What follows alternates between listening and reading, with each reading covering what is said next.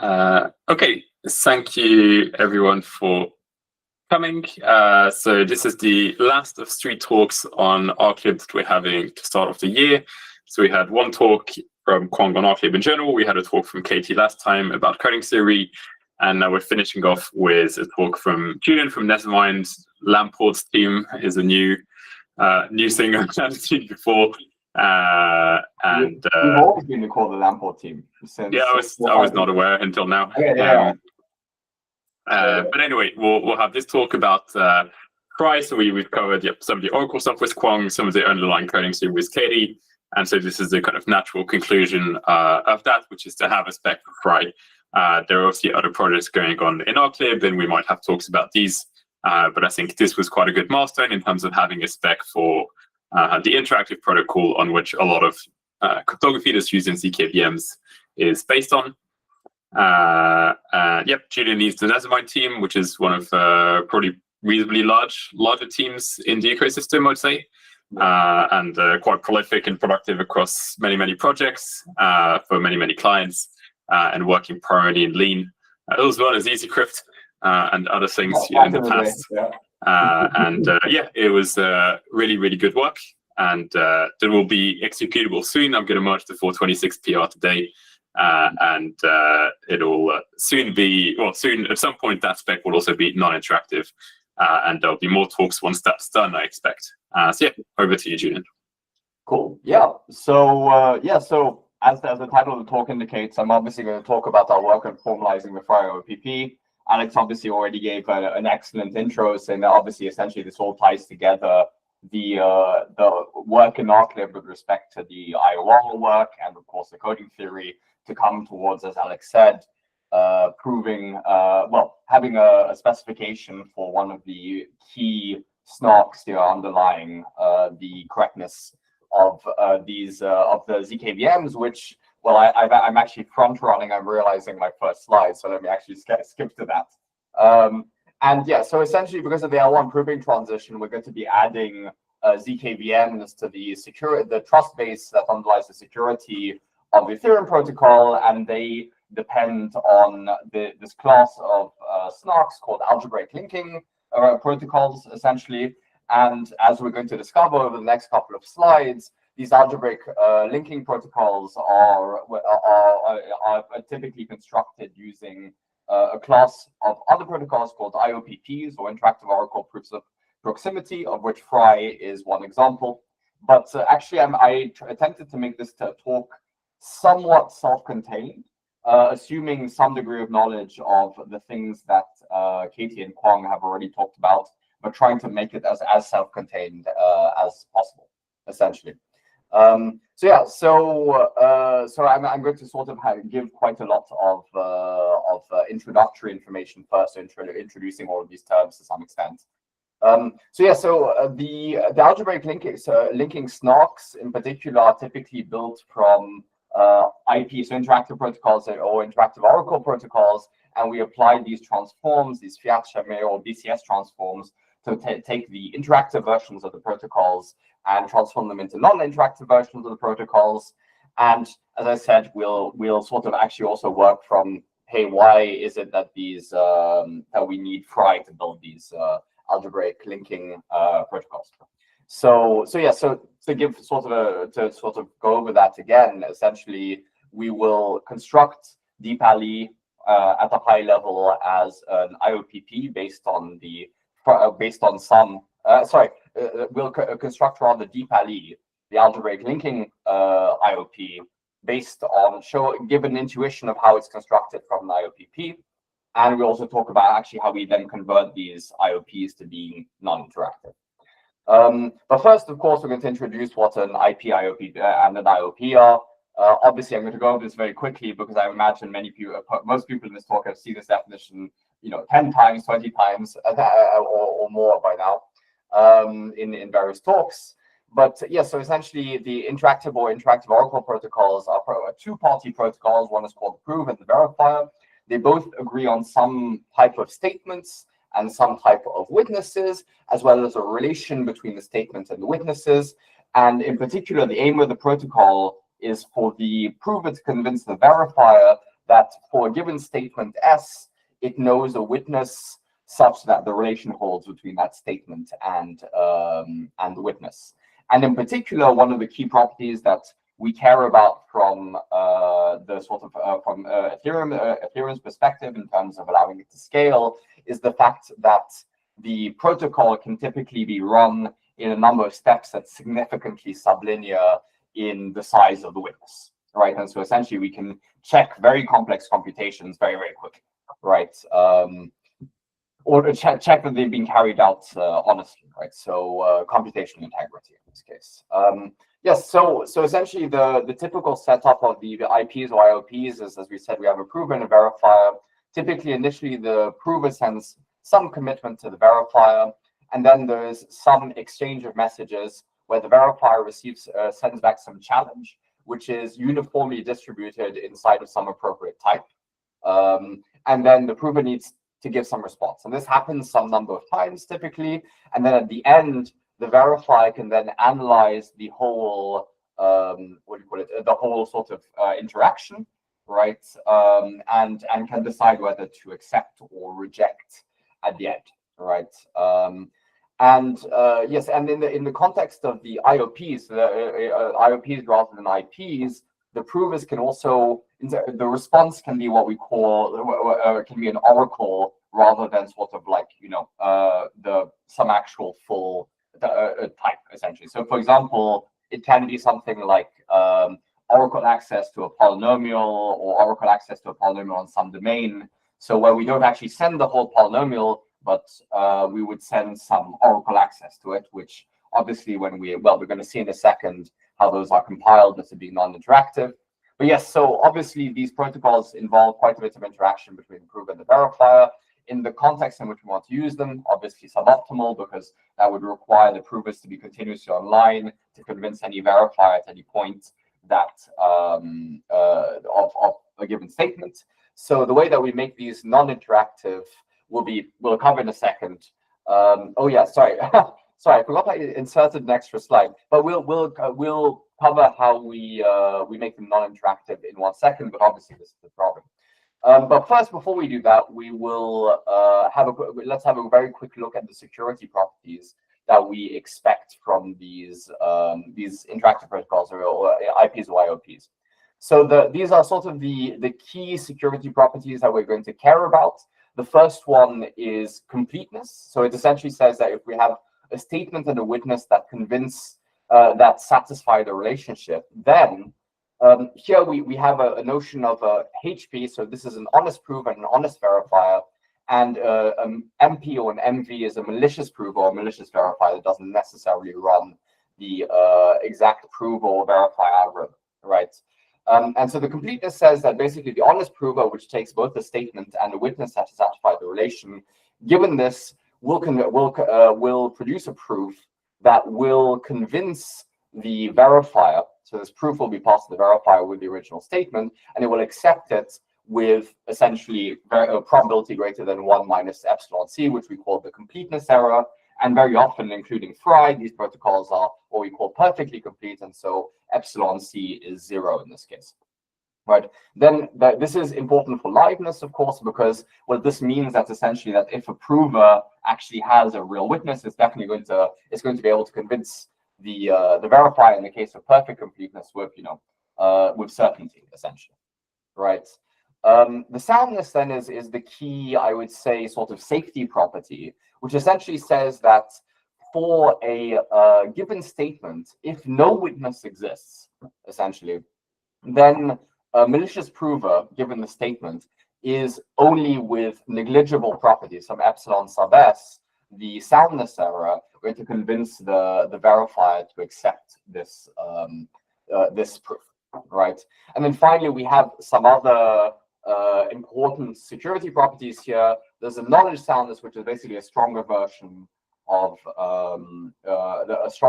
soundness, which actually says that not only if the verifier is convinced, not only must the witness exist with high probability, but it must also be the case that actually the prover knew it, right? And we actually formalize this by saying, hey, there's some extractor that can look at the state, the underlying state of the prover, and in polynomial time extract a valid witness, essentially, right? That's a little bit longer to write, that's why I included that for the sake of brevity. And then finally, there's a zero knowledge property, which says that a malicious verifier cannot extract information about the witness from the honest prover, essentially. But once again, we're not going to be talking about that in too much detail. But of course, for certain privacy-focused applications, this is quite important. Perfect. So now coming back to, because I sort of I introduced that extra security slide, and it wasn't sort of very smooth in the transition from the previous slide. But coming back to how we convert these the IPs and IOPs into their non-interactive form, we're going to we'll need the Fiat-Chamet or BCS transforms that essentially allow us to replace the uniformly distributed sort of challenges, as well as the interactive oracle proofs, the oracle access, to the responses, with, instead of needing interaction between the proof and the verifier, we're going to replace, well, the first one is replaced by essentially using some cryptographic hash to hash the underlying state of the prover at any given point in time. And using the random oracle assumption, we can then sort of assume that this sort of acts as uniformly distributed entropy inside of whatever type. And that can then replace the interaction, the challenges essentially that we receive from the verifier. And finally, obviously, the oracle access to the responses can essentially be modeled via Merkleization. So, for example, if you want to send the evaluation of a polynomial over some domain, you can just basically, create a Merkle commitment to this, and then later basically reveal a Merkle proof of whatever values need to be revealed from this domain, essentially, right? Yes, and so there is ongoing work in ArkLib towards actually formalizing the Fiat-Chamet and BCS transforms in ArkLib. So for the moment, the work there is that my team is actually working on formalizing the Bluebell probabilistic program logic in Lean, which hopefully will help us significantly in formalizing the Fiat-Chamet and BCS transforms to allow us essentially to scale the probabilistic logic there a little bit better. Now, coming back to, now that we've sort of covered the basics of, hey, what are IPs and IOPs, and what are the security properties they have, and how do we convert them to these SNARKs, which will be useful in practice. Since we were talking about, well, why is FRI useful in our context, we were really talking about these algebraic linking protocols, right? So I'll give a quick overview of what an algebraic linking protocol is. So given a finite field F and some domain D, which is just some set of elements from F, we say that the statement in this case will be some finite set of multivariate polynomials over some n variables in over F, right, which we'll call our constraint system. And in general, obviously, this can be further constrained to specific to constraints in specific arithmetization. But for this sort of general case, we'll just leave it like this. And then we have a witness, which is what we typically call our trace, which is, well, for each element of the domain, we have some value for each one of these n+1 variables, which we will which will sort of act as our trace, essentially, right? So for those who are sort of familiar with the sort of FRI trace setup, these are obviously the let me get this right. These are the rows, and these are this index corresponds to the fin index corresponds to the columns. And finally, the relation that we'll be proving is that essentially that everywhere in the domain, every single one of the of the constraints in the statement are essentially satisfied, right? And this is admittedly a bit of an abusive notation. This isn't exactly how you would write it in Lean, but well, actually, with enough work, you could get it to be like that. But that's not actually what the statement will look like in the end. Okay, and so in particular, the actual specific algebraic linking protocol, which is typically used along with FRI, is called DPALI. The way that it works is that we convert the statement into what we will call a constraints polynomial, which is some polynomial h, which takes the same set of variables as well as an extra variable I, which will just basically be some element of the domain. So this is we're sort of telling the polynomial where in the domain we are, and essentially this polynomial is such that it is equal to 0 if and only if every constraint in the statement is satisfied, right? And the way that DPALI will broadly proceed is that for each one of the columns in this trace, right? So these are the for each one of the columns in the trace. So for each one of these, sorry, am I doing? No, yeah, for each one, yes, for each one of the columns in this trace, so this is the I, right? We interpolate a polynomial that goes through all of the points that we have in our witness, our trace, in over each point of the domain. So essentially, for each one of these columns, we're interpolating a polynomial that goes through them, right? And essentially, the state, what do you call it? Given the setup, our witness satisfies our statement if and only if, for all x and d, the constraint polynomial, when we substitute in the column polynomials, is equal to 0 everywhere in d, essentially, right? And so the way that we can then convert this, the way that we then reduce so via this equivalence, we can then reduce checking these constraints to the fact that, well, hey, if this is true, it must be the case that, well, for each d in big D, x minus d divides this polynomial, essentially, right? If it's 0 at each one of these points. And so essentially, due to this should in fact be a polynomial and not a rational function, right? And in fact, well, no, because obviously with a finite field, all functions are actually polynomials, but it should be a low degree polynomial. So it will be a polynomial whose degree will be bounded in particular by, well, each one of these p0s through pn's will have degree at most size of d, right? And so this polynomial would have degree d, and so essentially you can do a degree calculation and you can infer an appropriate degree bound for little h, right? And essentially the DPALI protocol reduces checking the constraint sets to checking that this little h, which can be computed from all of the values committed to for p0 through pn, right? This little h is essentially close to a polynomial of appropriately low degree, a polynomial of appropriately low degree. And of course, I'm not defining exactly what close means at this point in time, but we're going to do that in just a second. So, but essentially, the protocols that will be checking this sort of notion of closeness will be these IOPPs, these IOPs of proximity that we've been talking about. So I'll just give you a little bit of background, which I think was pretty much given in Katie's talk, but I'll just do a very, very quick revisit to make sure that everyone is sort of on the same page. Which is, yeah, essentially we have some alphabet and some block length n. Essentially the code is just some arbitrary set, a subset of sigma to the n. And we call the elements of C of the code words, right? A linear code is specifically a code whose where the set is the range of a linear transformation, essentially, right? And in particular, we say that the code has a dimension of essentially this image, right, of this linear transformation.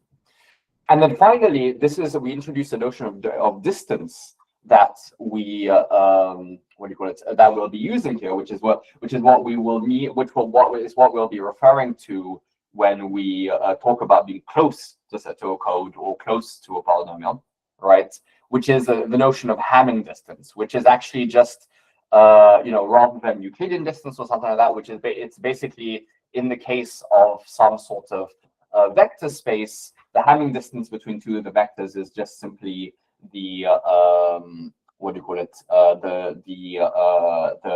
The number of points at which the two vectors differ, essentially. And this ends up being an appropriate sort of metric, right, in the sense of a metric space.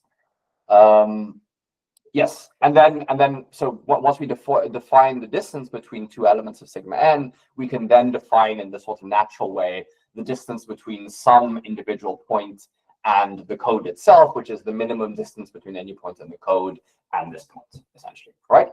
So now that we've defined this, we're then quickly going to define Reed-Solomon codes. And Reed-Solomon codes are what are going to relate linear codes to actually polynomials. Because for the moment, maybe that's not, entirely clear. Yes, yeah, sorry, that was, yes. So this was sort of, an extra point I was just making. So the Reed-Solomon codes are essentially codes that map polynomial, like essentially the coefficients of polynomials to its evaluation at a bunch of different points. So we do this through what we call a non-square van der Monte matrix, right? So we want to evaluate our polynomial over our domain x1 through xn, and by essentially if our polynomial is of degree k, right?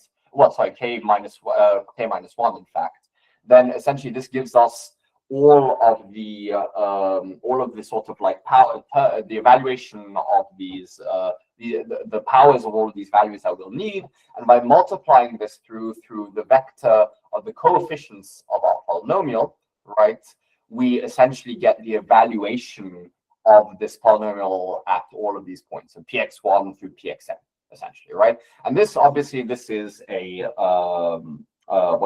this is a linear transformation, which in particular induces a Reed-Solomon code through its image. It has all the properties that we want. So now, that we know all of these things, we can actually know what FRI is finally. So FRI is an IOPP, so it's an interactive oracle proof of proximity, specifically for Reed-Solomon code. So we're going. So our notion. So so obviously that's now what we mean by being close to a polynomial, i.e., that we're close to a polynomial of the degree bound of the Reed-Solomon code that we pick. And by close, we mean that there is an upper bound on there is some upper bound, which I'm not going to discuss in too much detail today because, well, there's only so much you can discuss on this in 1 hour. But there is some upper bound essentially on, and actually I think Katie probably covered this quite well during her talk a few weeks ago. But yes, so this will be sort of the notion of closeness, right, that we'll have. So then the domain that we'll have is going to have a specific structure, which is it's going to be a two-smooth multiplicative subgroup of F. And note in particular that the multiplicative group of a finite field is always cyclic, and in particular, and obviously any subgroup of a cyclic group is also cyclic, and therefore D is going to be cyclic. And by too smooth, we mean that there exists some typically large n such that the size of D is equal to 2 to the n. Right. So now I'm going to go over a very informal sort of overview of the protocol, and then we're going to try and go into a little bit more detail. And after that, we'll actually then jump over to the lean and what do you call it, and start having a look at the actual formalization of this. Well, obviously, by the way, if I'm missing out on anything, please do feel free to interrupt me and ask me any questions as I go along. But yeah, the informal overview of the protocol is that initially the prover sends oracle access to the evaluation of the putative polynomial. So the polynomial that we're claiming is of bounded degree on the on the domain D, this domain D that we have. We then repeatedly, the verifier will send us some arbitrary, some uniformly distributed alpha in the field.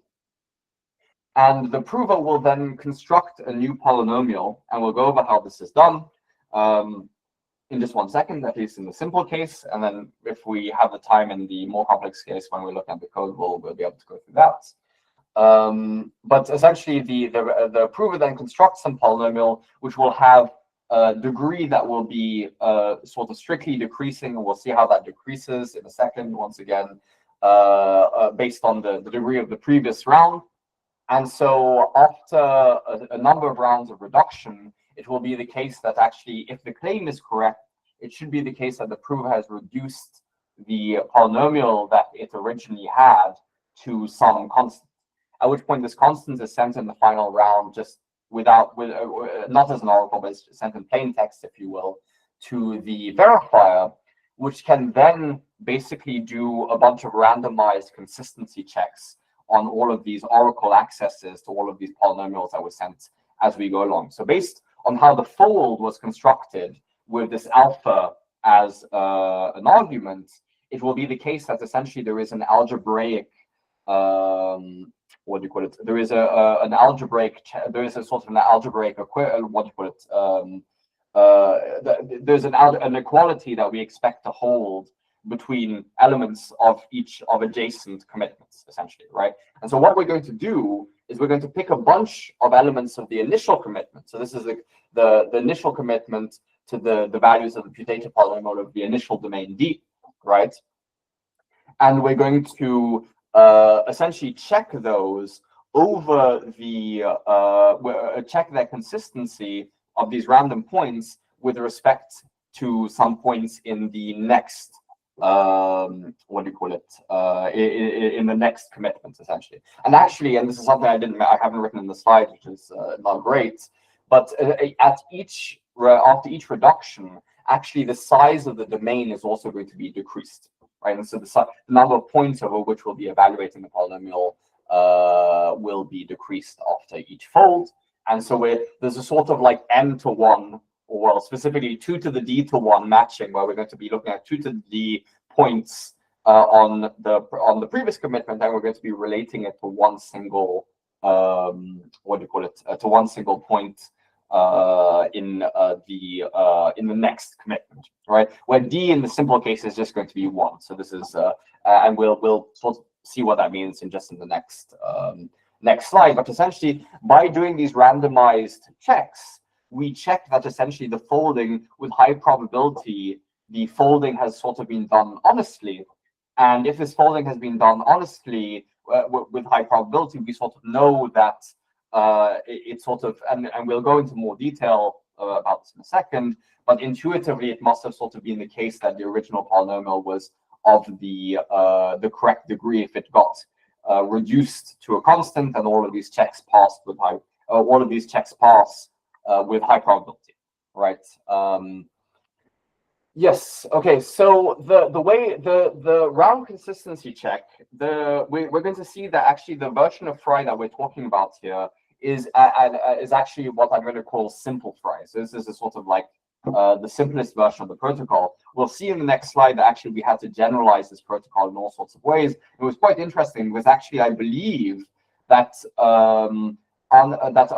this is now no longer the case. But when we did pull this together, this was essentially the only instance in the literature of a completely general FRI model. And that's like all of the models that I found had some of these generalizations, but never all of them, essentially. Right. But let's first go over the simple case, which is when the simple folding of the polynomial is essentially the standard splitting of a polynomial into its even and odd parts, right? So here we have all of the coefficients whose degree is congruent to 0 modulo 2, and here we have all of the parts whose coefficient is congruent to 1 modulo 2, right? And we then, getting this even and odd part, we then construct a new polynomial for the next that we're going to commit to in the next round called G, which is just f of 0 plus alpha times f of 1, which is where the challenge from the verifier comes in, right? And we're going to evaluate this over a new domain, which is D prime, which is essentially x squared, which is basically the square of all of the elements in D. As we mentioned previously, D is a cyclic group, which will be generated by some omega of order 2 to the n. And so this D prime will basically just be the group generated by omega squared, right? And then the round consistency check is a very simple algebraic check, which just says, well, hey, from F, we're able to compute, this is a sort of well-known identity for the odd and even polynomials. And from the properties of a group, we know, a two-smooth group, we know that in particular, if we pick some x and d, firstly, its square is clearly going to be in d prime. And then also, because of the two-smoothness, it's also going to be the case that minus x is also going to be in d. And that means that if we have a Merkle commitment, f over d, we can query it at x and minus x, right? And from this, we're able to, for some x and d, we're able to compute the even and odd parts, right? And so, and of course, we also know what the alpha is from the challenge. And from this, essentially, we're able to we're able to sort of we're able to what's the word I'm looking for? Yeah, we're able to query then the next row at one point, and then check its consistency against these 2 points on the previous commitment, right? And you can already see how this might generalize in the sense that actually this split can be done, but actually in general it can be done with, you can split into sort of like, oh, the coefficients that are congruent modulo n, but in fact we're going to be looking at modulo 2 to the d's in general, right? So we could split this, we can do the even odd split, but we can do a 4-way split, an 8-way split, 16-way split, etc., etc., etc., etc. And we'll give at some point a quick overview of why one might make some of these choices. But in particular here, the degree of G is going to be, it's going to be the ceiling of the degree of F over 2, right? And so we have a continuously decreasing degree. And so if we claim initially that we have a polynomial of degree at most 2 to the n, we know that after n rounds, it should be the case that this is reduced to a constant, which the prover can then return, and then we run all of these consistency checks, and hopefully we know that the prover has been honest with high probability. And I think it should be clear that certainly this protocol is sound in the sense that, well, if you really do have this polynomial, you can do this even odd split, and these, if you do create the Merkle commitment correctly, if you do send the correct oracle, rather, we're looking at IOPs here, you will be able to pass all of these round consistency checks. Okay, so now to some quick, before we sort of skip to some to the code very quickly, some quick discussions of some of the generalizations. First one is that instead of using a multiplicative subgroup of F, we instead consider actually cosets of this multiplicative subgroup of F. This is sort of important to make sure that actually we're not querying on points that actually reveal information about our trace in some sort of way. So this will be important for generally the zero knowledge property and some other things.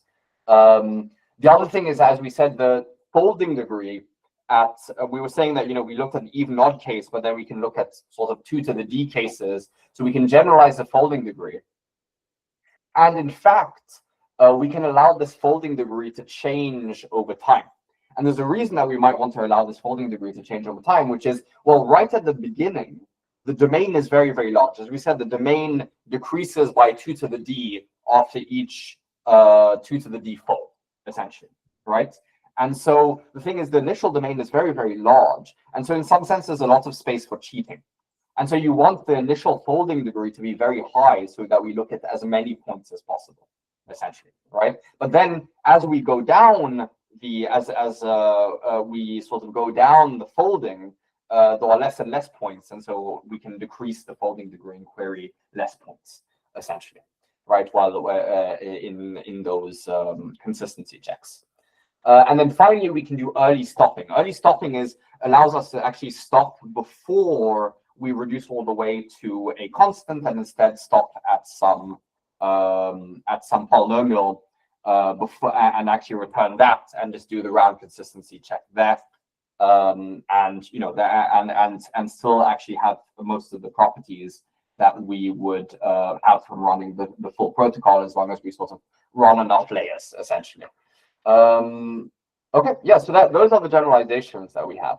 Okay, perfect. So now I'm going to actually get to, and I've taken way longer than I expected. That's unfortunate. But I'm going to, if you give me 2 seconds, I'm going to switch to showing the actual lean here. Okay, is this working? So there's a lot of maths around these things that I'm not going to go into in detail, but what I will do is go over the formalization of the prove and the verifier to some extent. Oh, yes, yeah, apologies. Sorry, let me just kill the sidebar. And actually, I don't need info view for this. Is this legible now? Yeah, thank you. Oh, no worries. Yes, so in particular, as Kwong introduced in his talk, of course, here we use this sort of this interactive oracle reduction formalization. And so actually we split this, the whole protocol into very many small reductions that we're going to sort of see here. So the initial reduction is just a sort of like the folding step, where essentially what happens here is that the what do you call it, the prover receives some challenge from the verifier initially, which is this alpha, which is uniformly distributed in that field F. And what it does is it constructs from this. So this fold nth here is basically, it creates a 2 to the 2 to the d fold with respect to some alpha. Actually, sorry, before I go into this, I should quickly go over the parameters. Sorry, I should have done that first. I should quickly go over the parameters that we have here. So to show you all of the formalization of all the parameters it means, obviously we have a field which is finite and it is non-binary. This is because actually the degree 2 folds or 2 to the d folds don't work in binary fields for the simple reason that, well, 2 to the d is just 0 in those cases, so it's kind of uninteresting. We have to have this non-binary field constraint, and we have some subgroup of the multiplicative group of the field F. We say that D is cyclic. This is cyclic with gen.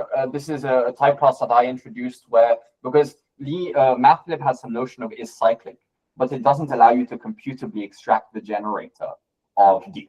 And so to maintain a computable spec, we've introduced a notion of is cyclic with like a computably known generator, essentially. And this says that it's sort of too smooth.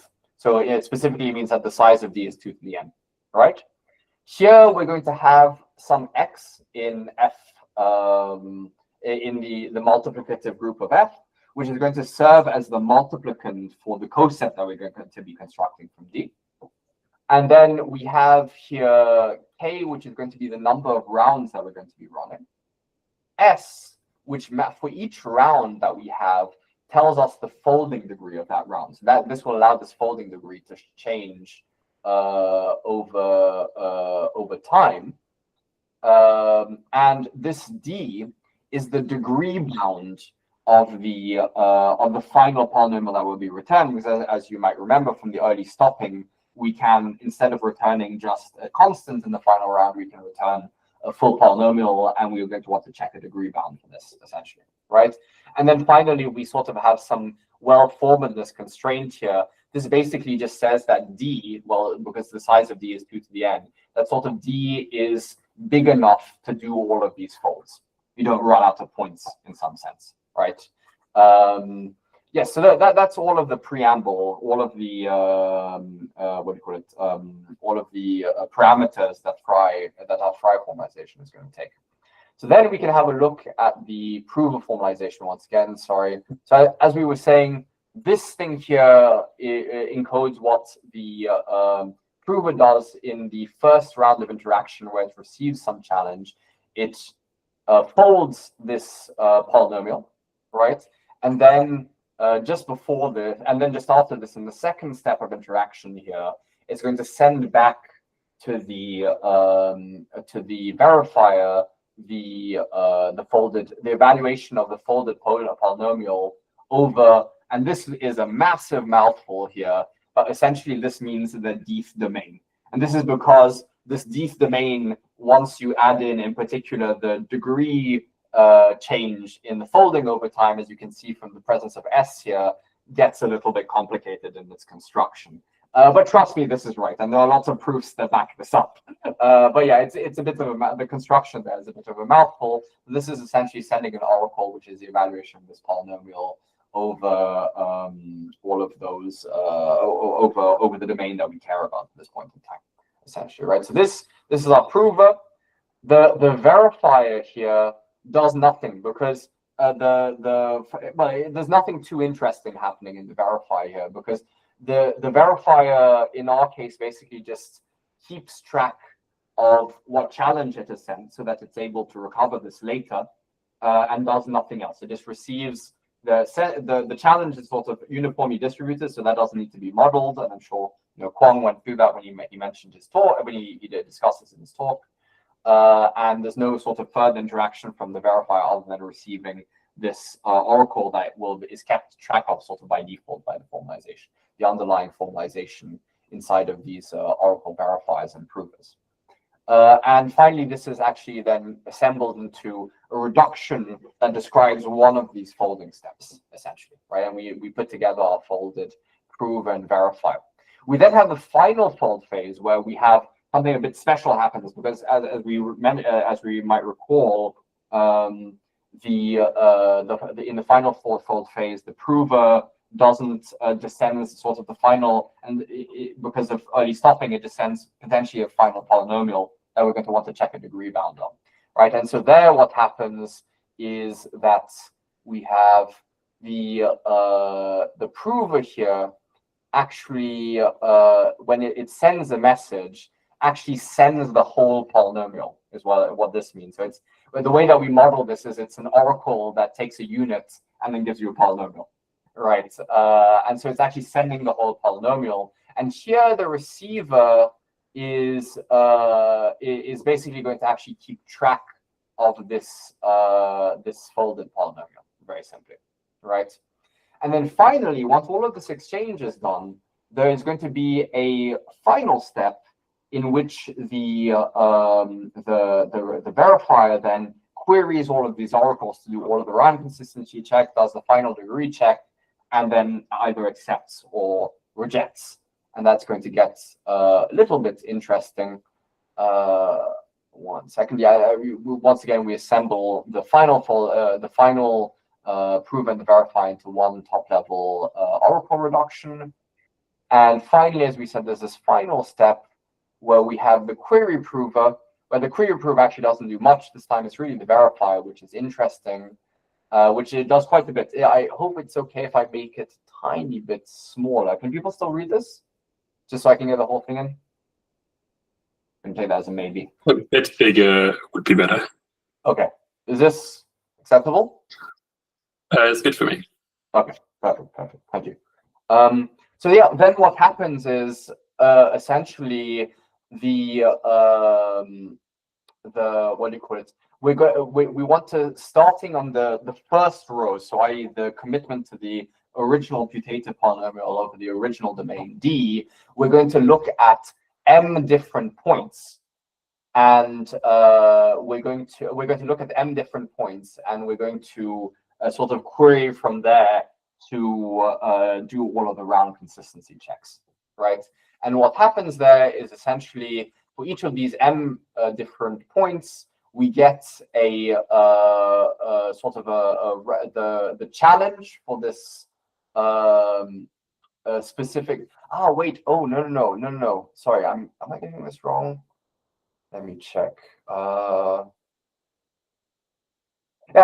So for each one of these, we're going to take the sort of appropriate challenge, and then what we're going to do is we're going to go through the k rounds that have occurred, and with this sort of random element of the first row. So this is the initial domain D. We're going to, so this is going to be sort of uniformly distributed.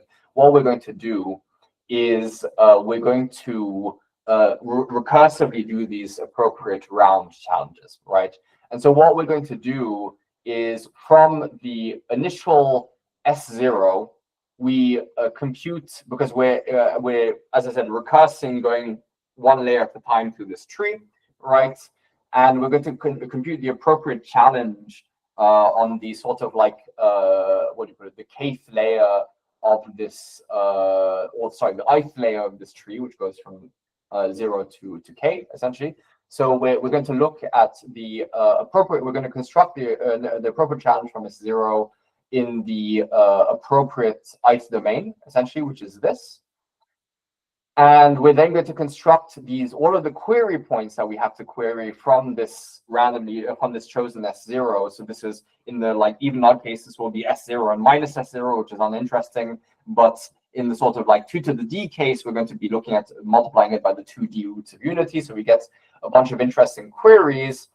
And we're going to query the previous code, the previous code word, sorry, not code. We're going to query the previous rather, well, yes, actually, yeah, the previous code word that was sent, well, putative code word. Actually, query code word is not a good word, it's not a good name. It should be query, that can be refined later. But we can essentially query this commitment at these appropriate points, and then do this, the appropriate A degree check, and then the round consistency check, essentially, right? And this is done repeatedly through the k rounds for these m different points.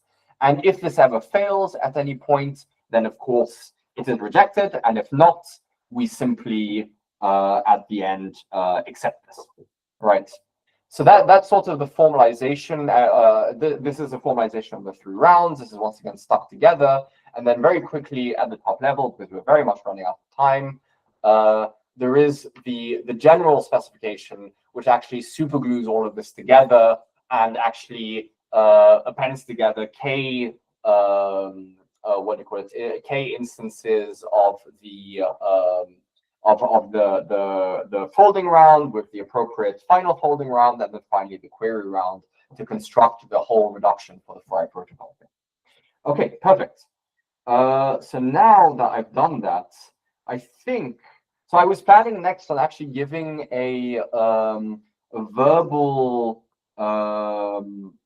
sort of, what do you call it, intuition of the round-by-round soundness, because I was, as I mentioned earlier, struggling with ticks and didn't quite get the trees to look nice like I wanted them to. And so actually, Yoichi, if you don't mind, I think maybe I'll just, I think you're probably going to cover most of this in your talk, right? So maybe I can just skip over this since I'm very low on time. Okay. I think so. Yeah, okay. So Yoichi will cover the intuition of the round-by-round soundness. And so finally, I'm going to go to future work and ongoing work. So there are other more modern IOPPs, which my team is just starting on formalizing, in particular STO and WER. There is obviously this Bluebell work, which we mentioned earlier, which is work towards allowing us to formalize these Fiat, Chimera, and VCS transforms, which is going to allow us to take all of these formalizations of various IOPs and then compile them to appropriate SNARKs, which will actually be the specifications against which we'll be verifying these implementations later, which is obviously what links all of this Rust together. And then and finally, really to fully leverage the work on IOPPs, we'll want at some point to formalize the DeepAli protocol. Perfect. Okay. Thank you for listening. Any questions? And yes, sorry that was a little bit rushed at the end. Hopefully, I've left enough time for you. Go ahead, Derek. Hey, Julian. Thank you for the talk. As ever, very interesting work and really cool work. It's like a lot to have formalized such an important protocol. I wanted to ask, you mentioned that partway through that you were you were making sure, let's see, it was in one of the type classes, the cyclic with gen, in order to make it computable. And I also noticed some of the functions that related to like the folding phases were like non-computable def in lean. I wanted to ask kind of the degree to which this is computable. Is it kind of theoretically computable, or how close could one in principle actually call these functions on input and actually get an output? Yes. So in principle, it should the only thing that is non-computable here actually is, given that we've introduced this type class that makes the notion of that makes it possible to computably extract a generator for the appropriate cyclic subgroup that we want to be considering. In this context, there is essentially the only gap to computability is the fact that we're using MATLAB polynomials, which, as we know, Derek, is in fact what this needs is the algebraic operations which have already been implemented in CompPoly, plus it needs obviously Lagrange interpolation, which has been not proven correct. And yes, I'm aware that this is my job. You're totally fine. Derek, I've had a very tough last couple of weeks. Oh, yeah, you're totally fine. I'm doing my best, yeah. So, but yeah, so that makes sense. It just be the computable polynomials, basically. Everything else, it was designed from the ground up to be computable. So very cool. With the small follow-up with the type class, when you prove an instance of the type class, do you provide the generators, or can you actually just compute them? To instantiate this, you need you provide. Okay. Yeah.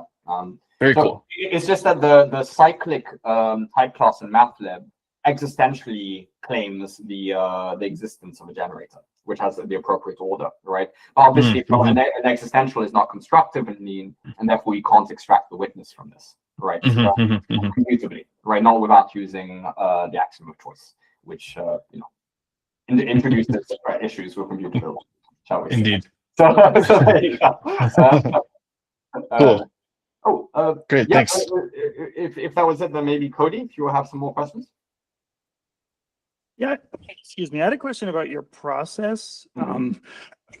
So, like, you're making this very general FRI that you say doesn't exist anywhere, really? No. Did you write? Didn't exist anywhere, right? Yeah. Nico and Albert's newest paper on the round-by-round analysis of exactly has actually pulled together this full formalization. But we were first. Not that. But my question is about your process. So did you actually write up like something like a draft of a paper in the most simple, like, human terms before writing a lean spec, or are you just dreaming in lean at this point and it's just as readable to you? Excellent question. So frankly, the first interaction, the first iteration of this was really the sort of very basic even odd evaluation over the multiplicative group, fixed for no changing of folding degree version of this, right? And then what happened was, I think I met Ulrich at some random conference, and he was like, "Oh, that's not even close to the full generality of FRI." And essentially, he then sort of got me onto the idea that there were a lot of other things, and then basically, and this is yes, it was in Cambridge, exactly. And so so he pointed out that, hey, there are a bunch of generalizations, and obviously, I want to obviously thank Ulrich and Nico and Albert Garetta, who've all given extremely helpful feedback on the cryptography side of things, and have continuously told me that no, this is not general enough, until we sort of iterated to the point where they were then satisfied, which I presume is good enough. So there you go. And just on a very quick side note, since I'm on it, this work was done in conjunction with Katie, who's here, Ilya Vlasov from my team, and obviously with a huge amount of help from Kwong and Alex, and of course Derek now is helping out with CompPoly, and Yoichi has helped out with the formalization of the round-by-round protocol. In fact, I'm pretty sure that I've forgotten about 10 people who contributed to this project. But anyways, thank you to all of you. It's been amazing. And thank you, Cody, for giving me the opportunity to thank people rather than being rude. So there you go. Yeah. Okay, but you're saying you send people like chunks of lean and say, "Hey, I generalized this piece of FRI," and you didn't have a single source of written truth as you worked. Exactly. So there were a bunch of there were papers that were talking about early stopping. There were papers that were talking about this. That was actually an interesting one because the degree change over time. It might have been that I missed something in the literature, but Ulrich just told me about this personally, and actually I'm not aware until Nico and Albert's most recent paper. I'm not aware of anywhere in the literature where that's even formalized, the degree change over time. I might be wrong, and Nico will know better than me in this regard. Yeah, what happens with all these tricks is like on paper, it doesn't matter. When you're writing out the paper and the soundness, it really doesn't matter. And in implementation, it might gain you something. And so all these tricks lived in different implementations, and no one bothered writing the proof in that whole generality. Yeah, exactly. Yeah. So yeah, there were a bunch of these things that were sort of like almost crypto zeitgeist things that like particularly the changing and folding degree over time. As I said, I didn't see any formalization of that anywhere until their most recent paper. And so this was just something that you needed to talk to the right people to find out about, or read the right implementation. That's what this was, right? Yeah. So I think this is. Oh, sorry. No, go ahead. I was going to say the folding degree doesn't need to be a power of 2. You just need that your domain is divisible by the folding degree. Yes. So in particular, we actually considered a further generalization to P smoothness, and then having P to the N folding, right? So that is possible. But as far as I'm aware, and you can correct me if I'm wrong, Nico, there is no implementation of such a version of FRI, and I'm not aware of anyone attempting to do this. Yeah. So powers of 2 are used because of FFTs. Yes. And this is why like everyone sticks to it. Also because I presume that it's sort of like easy to find finite fields that have large groups of this form, right? Because essentially the size of the multiplicative group of F is going to be the size of F minus 1, right? And so basically you want to look, and then by the silo P theorems, you're going to have like a large multiplicative group of, order 2 to the N. And so you basically just need to look for primes, which are the form some stuff, then lots of zeros, and then a 1 at the end. Right? So again, it doesn't really matter because you don't need powers of 2 other than for FFTs and implementation. So as long as your multiplicative subgroup has a lot of big factors or a lot of factors, then you're fine. This was a point on the implementation, but yes, agreed. I just wanted to add a few more comments. You're restricting yourself to fields that are not binary fields, and that sounds a bit odd in the sense that FRI originally, the paper describes the protocol for binary fields. So this restrictions feels artificial. How does the even odd split work in this case? No. You split differently, I think, but it should work over binary fields. And actually, like FRI Binius is it's exactly that. But I presume that in this case the notion of folding is somewhat it sounds like there's a further generalization possible there. The generalization possible there. It's more of a let's make sure that this restriction doesn't help you prove things that shouldn't be otherwise proven. Yes, that's important. Agreed. So we'll also have FRI Binius that'll be done, I think, this month. So nice. There'll be a kind of FRI on binary fields anyway. Nice. Yep.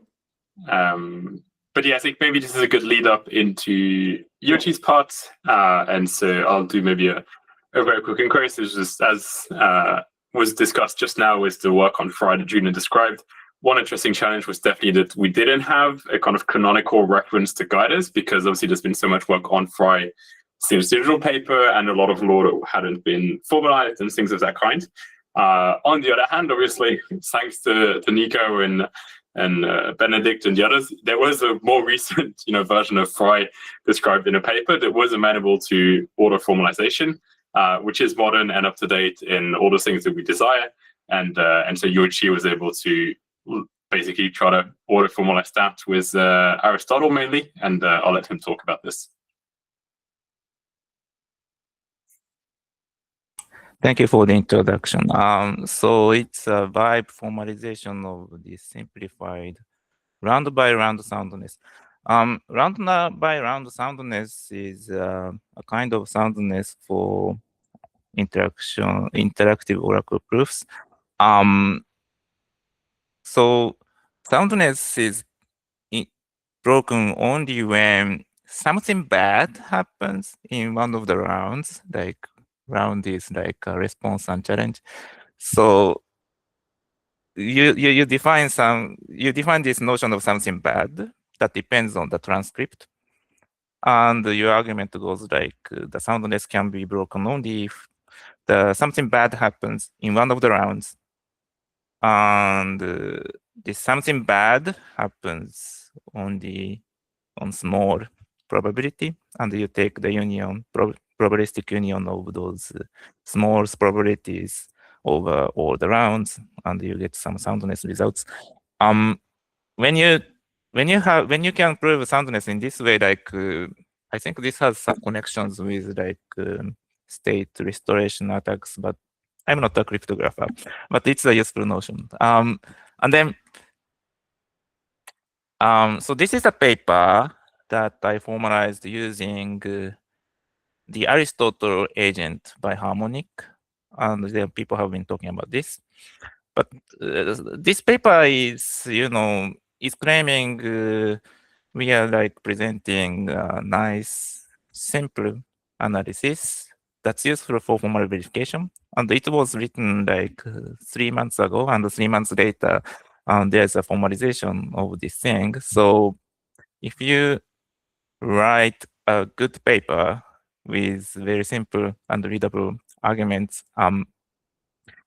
if MathLib is rich enough for your theories, then it's possible to get formalization results you can get lean code in a couple of months or maybe even in weeks. So the current status of the formalization is that the lean code is available online, and there's a soundness theorem proven in lean, the mutual correlated argument. It's an assumption about how to use the verifier's challenge to mix your bigger degree problems into a single smaller degree problem. It will not be like advantageous to malicious prover in an unreasonable way. This assumption implies round by round soundness of FRI.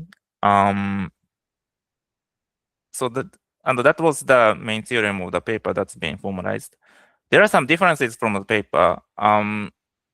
I also had Aristotle and Claude Code to prove the completeness as well, because this way I can sleep better.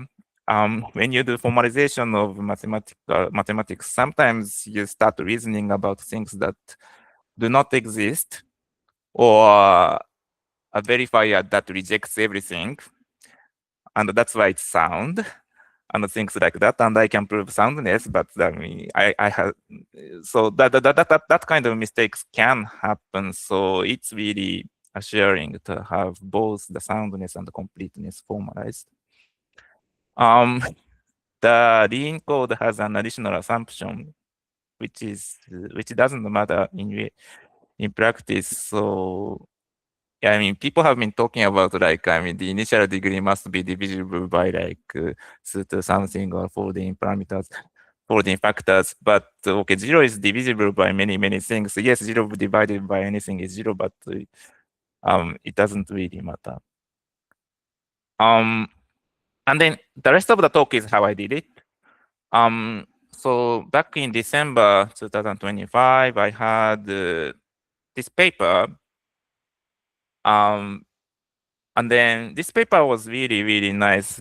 I was kind of lucky because I mean this paper involved probabilities. This involved some polynomials, but this did not contain any kinds of like probabilistic polynomial time Turing machine or like any related assumptions, or no negligible or anything computational. So this was very nice. In terms of like MathLib already contained enough probability things. I also got Harmonics Aristotle API key because I attended a workshop called Italian in Bologna. And I didn't know I was going to get an API key before attending this workshop. So this was really by luck. And then one of the authors, Nico, was or is a colleague of mine. So, and I could ask him like, actually, this started like, what kind of text do you want to get formalized? And he suggested his own paper. And he gave me the LaTeX code and allowed me to send the LaTeX code to Aristotle. So I started doing that. But I was attending a workshop, so I was doing it very lazily. Like I sent the whole LaTeX code concatenated to Aristotle, and I waited for hours. And I got some results saying like, oh, the budget is up, but we did some partial formalization, Aristotle said. And harmonic people told us, like the participants of the workshop, that when you get the partial formalization, you can ask Aristotle to continue the formalization. So I was doing that like for 20 times over weeks. And then I noticed that the size of the files, the lean files I was getting from Aristotle was getting smaller.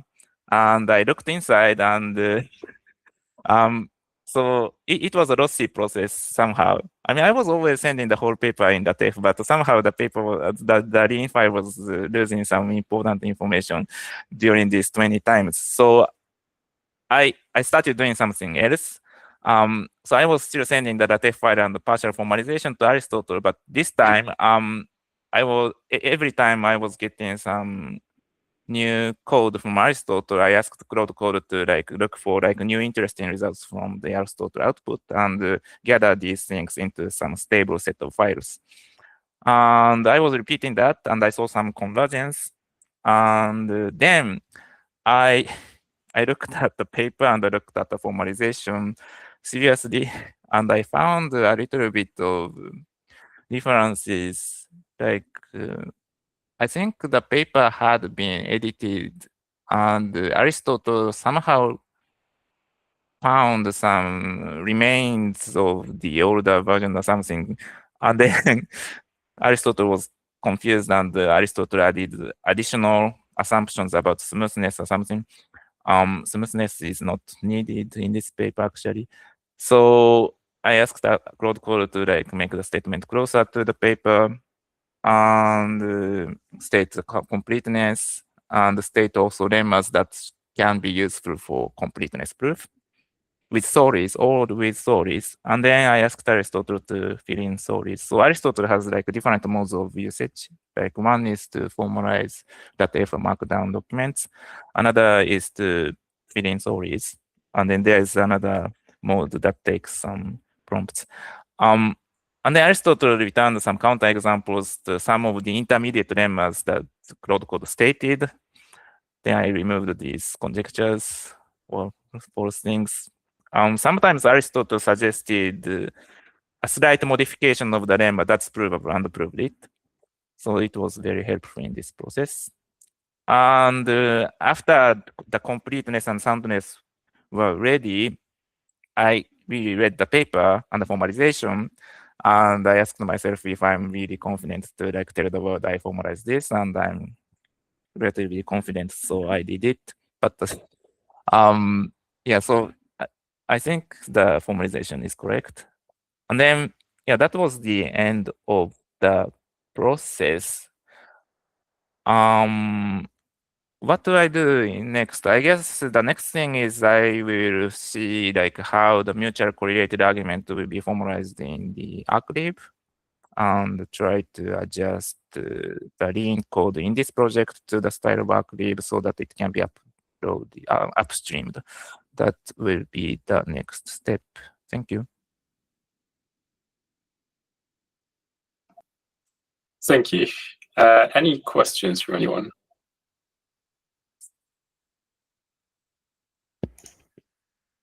Thanks for the nice presentation. I have some similar experience. I'm wondering what I mean, you have a plan on integrating this into the lean libraries. Do you know what the policy is about that? I mean, what are people's opinions? So the upstream target is ArkLib, and basically I am speaking to the ArkLib people here. And if there is an opposition, I think I am hearing those very soon. I am ready to contribute this code to the ArkLib library, and I will see what happens. But I also like, yeah, what kind of regards, what kind of like oppositions can happen? I'm not sure. Like, yeah. So What kind of, in general, Aristotle's proofs are not very pretty, I think. And at least for MathLib and now for CSLib, we have very strong coding guidelines. So that might be something that we as a community should improve to make sure that we get better proofs out of it. There's a tool called Improver that you probably know about that tries to improve the tools. There's probably some other work in this direction. I see. I think as a community we should probably have. I mean, we have very clear guidelines for MathLib and CSLib. Those should probably be automated in some way. I don't know whether that's available. So I did notice that some outputs from Aristotle contained very, very big proofs, like over 100 lines, many halves, many nested halves of very similar statements. So so during this post-processing, I asked Claude Code to like split away like useful looking lemmas out of those very big proof scripts, and that helped. So to my eyeballs, the situation improved a lot. I have not really examined each lemma to see like if like every assumption is reasonable, if anything can be generalized, if the lemma really makes sense. I have not done that. I only checked the main statement and the dependent definitions. But so things can be manageable, and it's kind of up to the upstream projects to determine the standard.